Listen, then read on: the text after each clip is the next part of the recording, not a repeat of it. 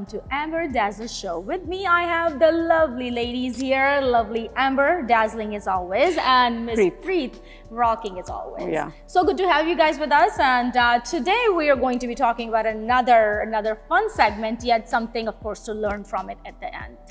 So, are you thinking about what I'm thinking, Monica? I think we are thinking the same because smart minds think alike. Yes, and you have seen a lot lately that I've been putting some clips on the social media about me playing basketball. So what do you think? How do I look? You look she playing great. Basketball and she's always on the fitness center. I know. So always on the fitness center. We always see the check-ins into the, let's not name the gym, and, and then we see the basketball. So it's fantastic. I've never played, and I don't think I have even the height to be able to jump that high and make it to the. It doesn't matter. It doesn't matter, right? Really? No. I think you can be any height and stature to play basketball, but I'm only doing it for the reasons of physical activity. Sure. It gives me so much satisfaction when I invest those 45 minutes intense running around and shooting hoops. And I feel like I'm getting better, don't you think? Yes, you lost a lot of weight, Amber. I was impressed. Thank you. And you have lost a lot of weight. It has helped me a lot to control like my carbs, my appetite. Oh, sure. And I think, with getting my heart rate up, it has also given me like how to control those hunger pangs and stuff. So I think any kind of physical activity, sports really helps you, and we should motivate our kids too. Yes. Right, Monica? Absolutely. As we know, the kids do as they see. So they're going to watch you. True. And they're going to want to be. And Amber, since you have a teenager boy, I have a teenager boy, so I'm sure they must be involved some kind of sports, right? Yes, they must and be playing the school. Ali played football for the longest time, and we really enjoyed it. But at the same time, we have to also encourage our kids to go out, on a sunny day, and we take them out to the park. They should not be sitting indoor and playing on their iPads, Video games. Yeah, I don't all know day. Growing up for us, we used to actually make our own games to play outside the house because there were no iPads. There were no iPads, there no were phones, only these comic books if we at all liked to read, which I wasn't one of the ones who enjoyed reading. But so I remember just getting out and actually getting dirty and playing. And kids nowadays, either they're not allowed or they just don't know how to do that. I was just telling you about the outdoor games and why they're more important than the indoor games, physically, mentally, everything, because indoor games, you're just limited to the iPads, phones, or video games, or the TV, which is not very healthy, not all the time, just a simple activity, back in those days when you used to simply fly a kite. Kites, when the wind will blow and you take a kite to the park, rollerblading, taking your kids out for bike riding. I mean, any kind of activity that you can encourage badminton, them to be, cricket, whatever. Anything, like even enrolling them in tennis. Sure. So, physical activity, any sports, keep your heart rate up. So it's awesome, I feel. Yes, and I think you start kids early.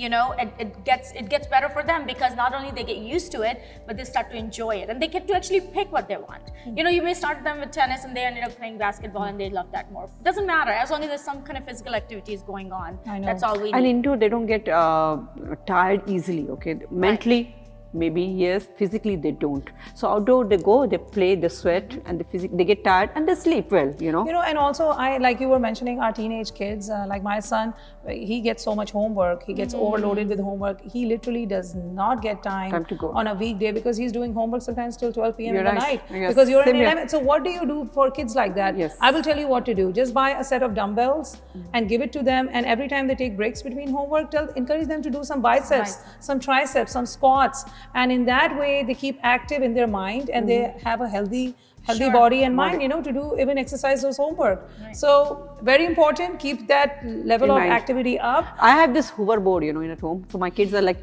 all the time on the hoverboard. I'm scared of hoverboards. Yes, all the time. I know it's a very dicey thing. Only people who know how to do it, they should be there. Otherwise, it's just like a skateboard. A hoverboard, right? Yeah, hoverboard. So my kids, they're always there. It's very dicey though. I'm just letting you know. Amber, do not try it at your own risk. I would not get on a hoverboard even if you give me thousands of dollars. I'm so scared. Same here.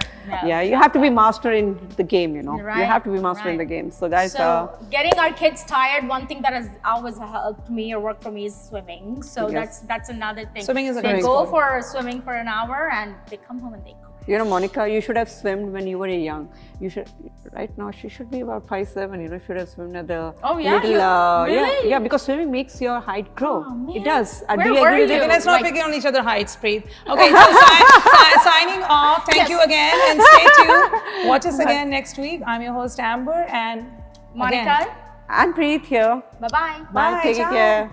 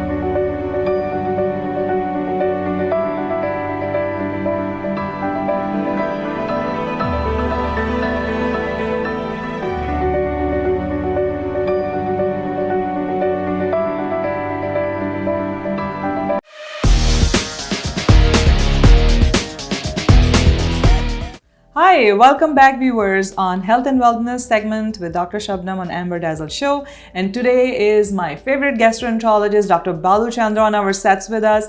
How are you doing today? Good. Thank you for inviting me, Dr. Shabnam. Thank you, Dr. Chandra. So Dr. Chandra is a gastroenterologist who specializes in the liver disease. He's a fellow of AGA, chief of staff at North Hills Hospital, and a top doc in 2019 Fort Worth magazine.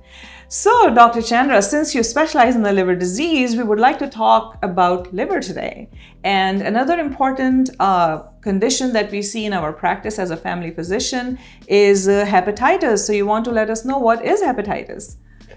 Thank you, Dr. Shabnam. It's a very important topic. Hepatitis in general, hepa is liver, itis is inflammation. So the literal explanation for hepatitis is inflammation of the liver.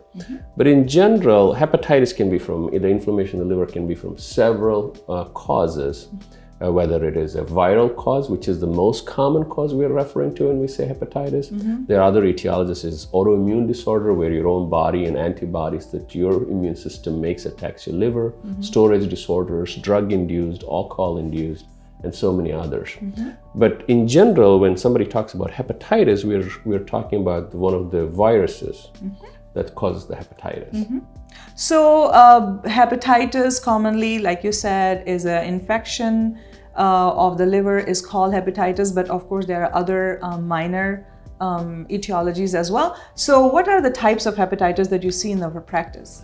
In general, we have 5 kinds of viruses that cause hepatitis. There are other smaller viruses that's not hepatitis viruses, which also can cause liver inflammation. But the top 5 are your A, B, C, D, and E. A and E are foodborne. That is, usually comes from an infected food or water resource. This usually happens in countries with poor sanitation, poor access to good water and things like that. Of that, hepatitis A is one of the very common in this part and in South Asia. We diagnose probably worldwide about 1.5 million hepatitis A cases. Hepatitis E, on the other hand, though is much more common, patients don't realize that they had a hepatitis. Hepatitis A, most people present with jaundice. Hepatitis E, they may or may not. Hepatitis E actually is higher. It's about 3.5 million cases, but most of them are subclinical. They just have like a virus fever. Hepatitis E is a bad disease to have in pregnant women. So they can develop acute fulminant hepatic failure, hepatitis E. So hepatitis A is something comes from water. So if you're traveling to high endemic areas, you as viewers, they need to be immunized for hepatitis A. That's wonderful. What about hepatitis B and C? Want to tell us? So hepatitis B and C is also a big problem, and a lot of these patients with hepatitis these kind of hepatitis go on to develop chronic liver disease. They are the ones we end up seeing in our practice. Yeah. Hepatitis B can be either both hepatitis B and C comes from an infected blood or a body fluid contact. And it can be transmitted from intravenous drug use, blood transfusion prior to 1992, where we didn't have extensive screening. It can be sexually transmitted, but hepatitis B is also known to have vertical transmission, especially in Southeast Asia.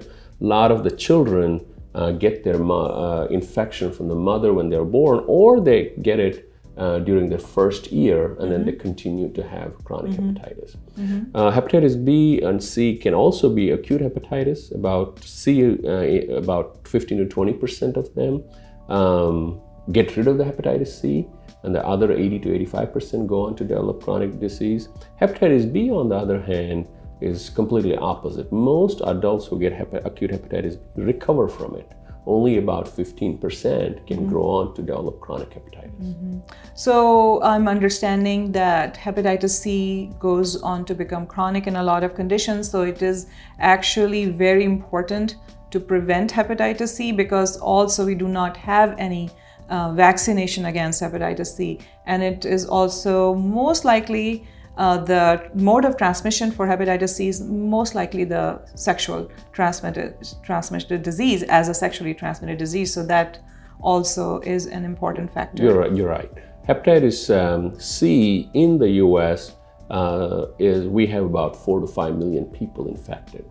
And the most common mode of transmission in the Western world is through intravenous drug use. Okay.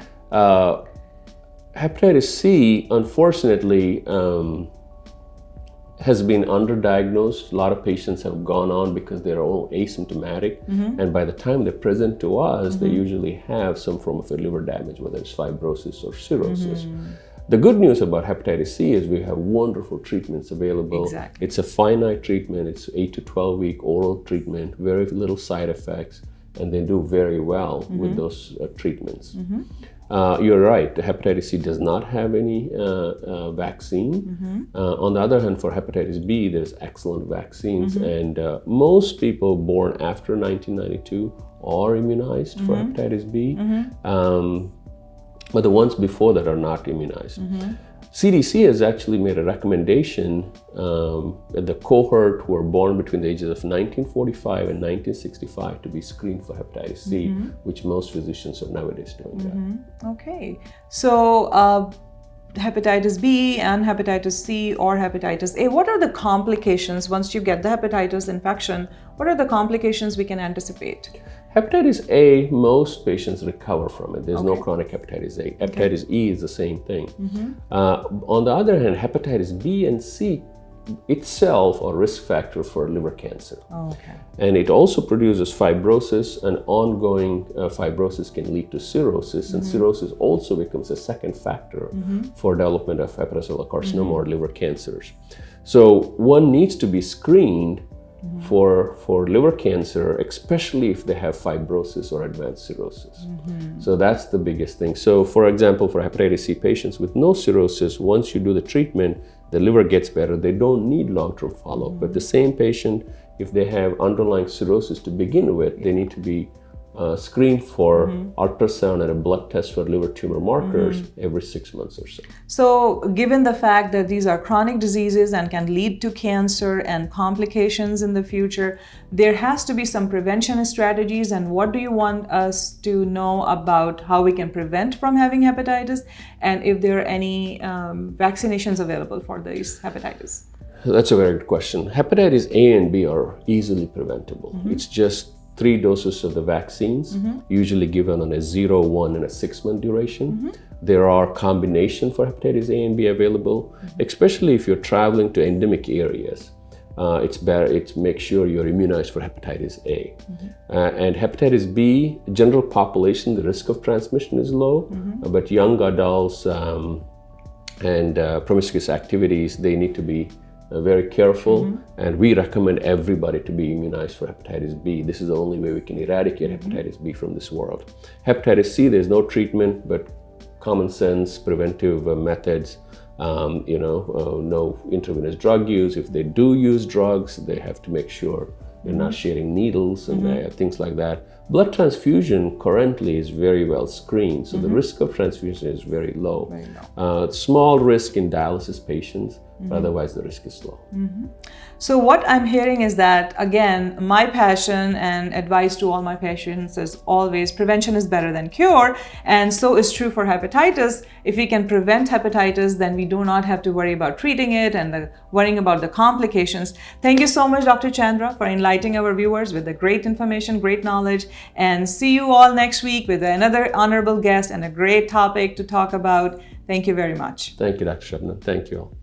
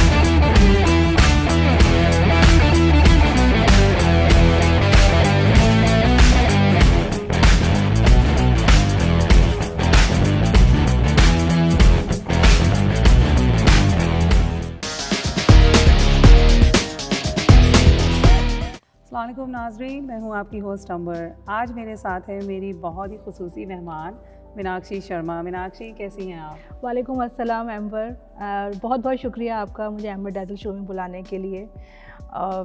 एक बहुत ही खूबसूरत आपने मुझे platform दिया है जहाँ पर कि मैं अपने भाव और अपने जो थॉट्स हैं वो आप सभी तक पहुँचा सकूँ और एक ब्रॉडर पर्सपेक्टिव दिखा सकूँ कि मेरी एक सोच कहाँ पर है। यही तो आज हम सुनना चाहते हैं मीनाक्षी, आपकी सोच। तो बताइए, आप आज हमारे व्यूअर्स को आप क्या खुसूसी बात कहना चाहेंगी? आज जो हम लोगों ने जो इतने सेगमेंट्स दिए हैं एम्बर, उसमें हमने सेल्फ लव की बात की, सेल्फ रियलाइजेशन की बात की, हमने कहा कि ये चीज़ सही है, ये चीज़ गलत है, हमने फॉरगिवनेस की बात की। सब चीज़ें जो शुरू होती हैं वो सेल्फ लव से होती हैं। Like loving yourself, right? Loving yourself, fall in love of becoming the best version of yourself. Beautiful. जब तक आप अपने आप से प्यार नहीं करेंगे तब तक आसपास की चीज़ें ठीक नहीं होंगी। जब तक आप वो अपने अंदर, क्योंकि प्यार जो है एक बहुत ही खूबसूरत और नायाब सा एक वर्ड है, एक शब्द है, एक लफ्ज़ है जिसको मैं आपको बोलूँगी, जो कि मैंने लोगों के साथ उर्दू बोलना थोड़ा सीखा है। हाँ, बड़ी खूबसूरत उर्दू बोल रही है। तो एक वो खूबसूरत सा एहसास है जब तक, और उस एहसास को महसूस करने के लिए शुरुआत आपको अपने आप से करनी पड़ेगी। जब तक आप अपने आप से प्यार नहीं करेंगे तब तक वो एनर्जी आपकी, जो वो आपका प्यार है, वो बाहर नहीं आएगा। और सबसे बड़ी बात है एम्बर, कभी आपने सुना है कि खुद से प्यार करें, खुद से प्यार करें, राइट? एंड एक अपने आप से प्यार करने में लोग बहुत ज़्यादा एक और वर्ड को साथ में लेकर के आते हैं। तुम अपने आप से प्यार करने की बात करते हो तो कहीं तुम सेल्फिश तो नहीं हो? तो there is a very thin line between selfish and self love. Okay, आपको मैं एक बहुत ही खूबसूरत सा और एक बहुत प्रैक्टिकल एक्सपीरियंस और एक चीज़ बताना चाहूँगी जो हम लोग, हर इंसान एरोप्लेन में ट्रैवल करता है, राइट? जब वो एरोप्लेन में जाता है, जो फर्स्ट टाइम जब सिक्योरिटी चेकअप होता है, जब सिक्योरिटीज़ की अनाउंसमेंट हो रही होती हैं, what do they say? First, in the state of emergency, first mask yourself, first breathe the air, then only breathe the other person. बिल्कुल बिल्कुल, पहले अपने आप को संभालिए, right? Until you are not in charge of yourself, you cannot take charge of other person who was in the emergency. बिल्कुल, That is a bigger difference between self love and being selfish. बहुत ज़बरदस्त। तो मीनाक्षी, इस हवाले से मतलब किस तरह से अपने आप से प्यार किया जाए? क्योंकि बहुत दफ़ा ऐसा होता है कि एज ह्यूमन बीइंग्स हम अपने बारे में बहुत सेल्फ क्रिटिसाइज़ करते हैं, अपनी मिस्टेक्स को हम फॉरगिव नहीं कर पाते। हम सोचते हैं कि यार ये हमने गलत कैसे किया, कैसे हम इस चीज़ को अपने आप को बीट अप करने से पहले कैसे इस चीज़ से बाहर निकले हम। सबसे पहले आपको ये समझना पड़ेगा कि आप प्रकृति की बहुत ही नायाब सा तोहफा हैं। जब तक आप अपने आप को तोहफा और जब तक अपने आप को नायाब नहीं मानेंगे तब तक आप कुछ नहीं कर सकते। यानी अपनी सेल्फ वर्थ बहुत ज़रूरी है, बहुत ज़रूरी है। जिस दिन आपने अपनी सेल्फ वर्थ समझ ली, आपको ये समझ में आ जाएगा कि क्रिटिसिज्म का कोई फ़ायदा नहीं, क्योंकि प्रकृति ने, क्रिएटर ने हम सबको इक्वल बनाया है। आप ये बोलेंगे इक्वल कैसे है? सबसे बड़ी एग्जांपल होता है कि कुछ लोग अमीर होते हैं, कुछ गरीब होते हैं, कुछ बहुत खूबसूरत होते हैं, कुछ नहीं होते हैं। मेरा ये मानना है कि प्रकृति की हर एक जो चीज़ है वो अपने आप में खूबसूरत है और हर एक इंसान को अपने कर्मों के हिसाब से मिला है। प्लस दूसरी ये भी मिला है कि हमारे ह्यूमन बींग्स में, हमारे हाथ में है कि हमको एक सिचुएशन दी गई। एम्बर, मैं एक वर्कशॉप में गई थी। जी, कहाँ पे? ऑस्टिन में वर्कशॉप थी। मैं पास्ट लाइफ में बहुत ज़्यादा मानती हूँ पास्ट, क्योंकि एक मेरी ज़िंदगी में एक वक्त ऐसा आया था कि इतने उतार चढ़ाव थे मेरी ज़िंदगी में कि मैं समझ नहीं पा रही थी कि हो क्या रहा है मेरे साथ। मैं सबके साथ इतना अच्छा कर रही हूँ, ऐसा क्या है जो मेरे साथ नहीं हो रहा है? Why I am not getting return the good things I am doing good to people? So मेरी एक फ्रेंड है, बहुत ही खूबसूरत दोस्त है मेरी। मैं उसको खूबसूरत इसलिए बोलती हूँ क्योंकि उसकी और मेरी 29 साल की दोस्ती है। अच्छा। और वो मेरी लाइफ में ड्राइविंग फोर्स है, क्योंकि वो खुद एक स्पिरिचुअल है और उसने मुझे इस स्पिरिचुअल वर्ल्ड में इंट्रोड्यूस कराया। उसने मेरे को ज़िंदगी में हर चीज़ें समझाने की कोशिश की, लेकिन जब तक वो चीज़ें मैंने महसूस नहीं की, जब तक मैं एक्सेप्ट नहीं की, जब तक मैंने इस चीज़ को एक्सपीरियंस नहीं किया, सरेंडर नहीं किया, रिसीव करने की विलिंगनेस नहीं रखी, तब तक मैं वो चीज़ें नहीं समझी। जी बिल्कुल। तो उस वर्कशॉप में मेरे से एक सवाल पूछा गया था कि आपके सामने एक दीवार है और उस दीवार में सामने दीवार है और आपको उस दीवार के उस पार जाना है, आप क्या करेंगे? मतलब कोशिश करेंगे चढ़ने की, या तो हाथों से या फिर सीढ़ी से, कहीं सीढ़ी से, मतलब किस तरह? तो कुछ करेंगे, कुछ कोशिश करेंगे। जब मैंने वो कोशिश की तो मेरे दिमाग में एक विज़न आया। जब मैं बैठी और मेडिटेट करना शुरू किया कि मैं उस दीवार को, मेरे को क्या विज़न आया कि मैं उस दीवार के बीच में एक हथौड़ा मार के छेद बना रही हूँ और उसको गोल करके, उस दीवार को नहीं तोड़ा मैंने, उसमें से रास्ता बना के मैं आगे निकल गई। तो डिपेंड करता है कि आप चीज़ों को किस तरीके से एक्सेप्ट करते हैं, चीज़ों को किस तरीके से लेते हैं ज़िंदगी में, वो बहुत ज़्यादा ज़रूरी होता है। और वो कब आता है? जब आप सेल्फ रियलाइज़ करते हैं अपनी कैपेबिलिटीज़ को, आप अपनी विजडम को, कि आपने ये चीज़, सबसे बड़ी बात ये है ना कि जब हमारी ये प्लैनेट अर्थ शुरू हुआ था, टेक्नोलॉजीज़ नहीं थी। किसने बनाई? ह्यूमंस ने बनाई। इसका मतलब आप उस चीज़ के लिए बिल्कुल है आपके पास। That is called self realization. बहुत खूबसूरत Meenakshi, thank you so much viewers. और उम्मीद है आप लोगों ने आज के टॉपिक से कुछ सीखा होगा। इसी तरह हम लोग से मिलते रहिए, मुस्कुराते रहिए और अपने आप को रियलाइज़ कीजिए कि कितनी आप अपने आप से मोहब्बत कर सकते हैं, ताकि आप लोगों को भी उतनी ही मोहब्बत दे सकें। तो पैगाम है मोहब्बत का। मैं हूँ आपकी होस्ट अंबर और मेरे साथ हैं मीनाक्षी शर्मा। Thank you. शुक्रिया। So you guys saw in the last segment how we created such a beautiful eye color. So now what I'm going to show you guys is how to kind of complete this look with a nice contour, a nice blush, as well as a pretty pop of lip. So Ali, are you excited? I'm so excited. I need a complete look. The eyes are beautiful, but I was like, I need some bronzer in my life. Yeah, so that's exactly what we're going to show today. So first, let's start off with contouring. So for contouring, I like to use an angled brush, just like this one, and go ahead and pick up some product. So I do like to do powder contour. And with powder, the thing I like about it is that it really is very easy to blend. And it's very soft. So I like to just kind of angle right there and just kind of create like an L shape and just contour like that. And then pick up more product and do that same thing on the other side.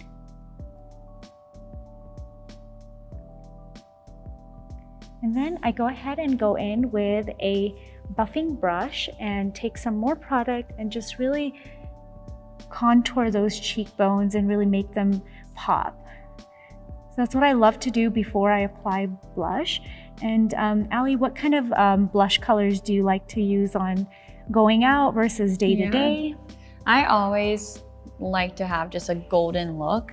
I think just from my bronzer to my blush, I just like a little tiny pigment in there so you just look really dewy and glowy. And I always, when I'm contouring, I do the shape of a 3 on my face. I always remember that. I start like in a 3 exactly. So that's a good little tip for y'all.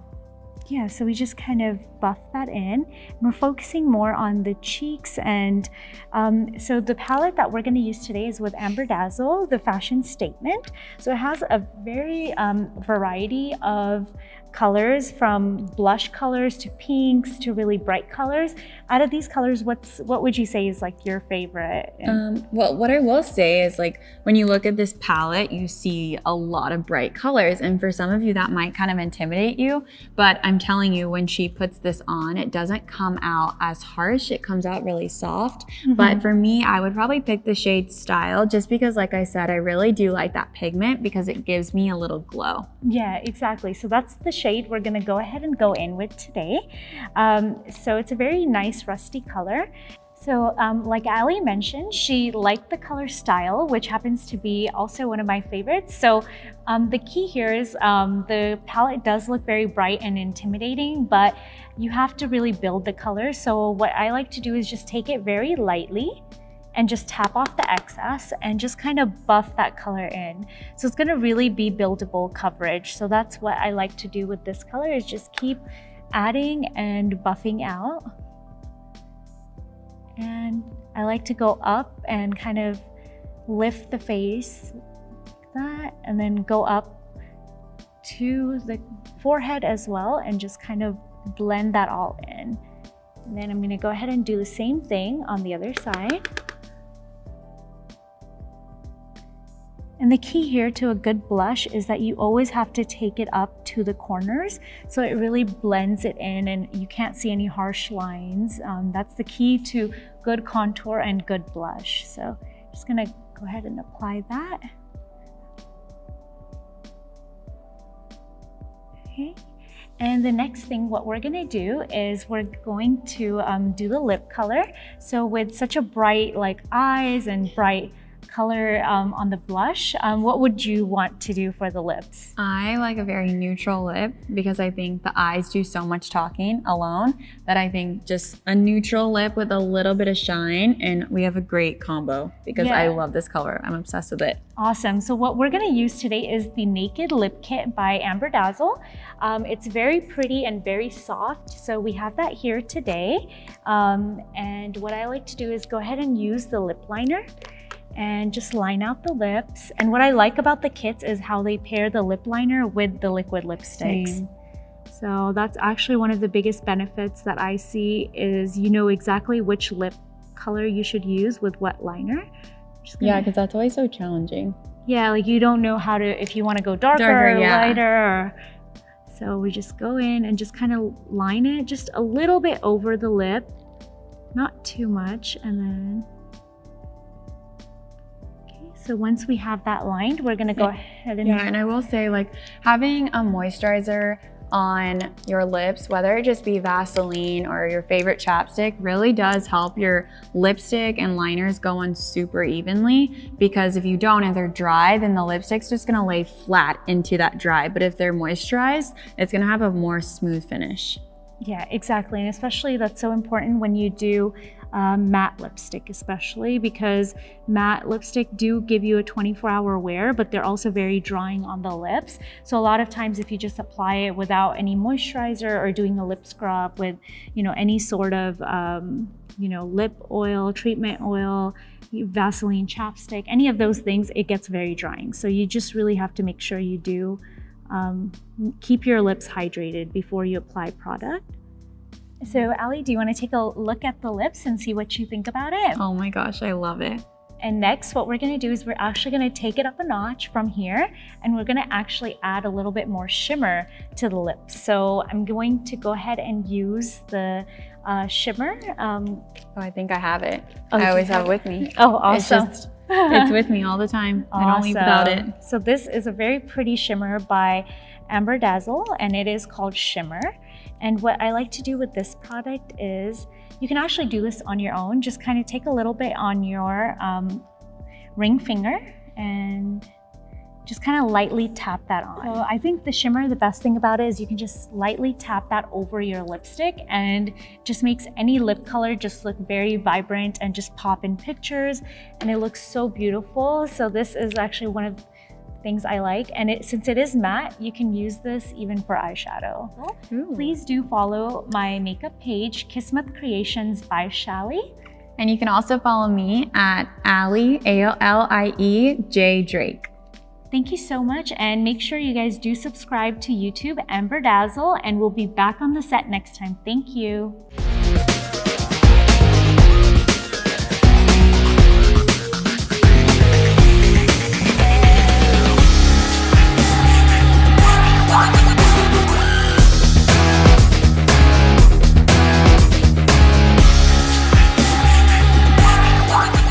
The preceding was paid program paid by Amber Dazzle. Promotional consideration is paid by following advertisers.